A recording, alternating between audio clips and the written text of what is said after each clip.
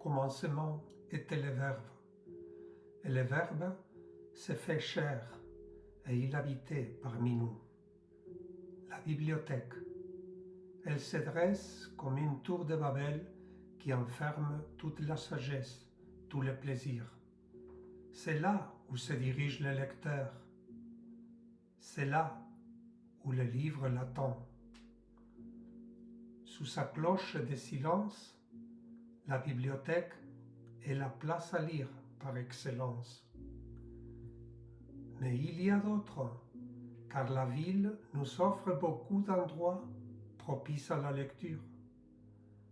Ainsi, les librairies où on peut se rencontrer pour discuter et faire vivre le livre. Les cafés, avec leurs journaux à l'encre fraîche, prêts à nous informer de l'actualité qui nous entoure.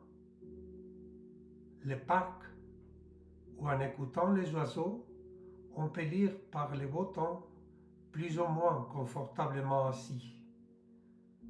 On peut aussi croiser sur notre chemin des stands éphémères qui nous exigent un peu de réflexion ou qui nous invitent à partager les secrets cachés d'un panneau.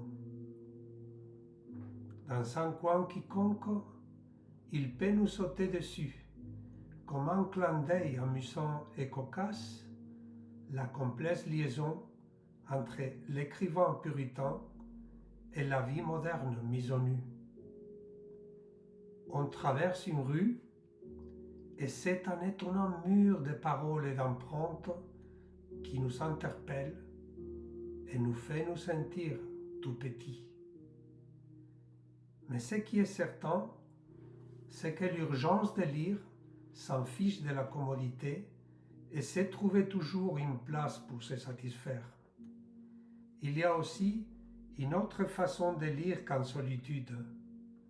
Il s'agit de la lecture participative, où chacun signale ce qui est important pour lui, donne son avis aux autres, et tous ensemble collaborent pour mettre en lumière une interprétation qui va donner un sens à la vie.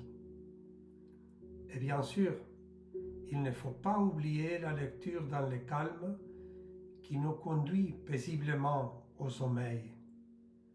Et dans ces petits voyages au bout de la lecture, comme un cercle qui se ferme, il y a, pour finir, les photographes qui se dédoublent en lecteurs d'un livre, des photographies.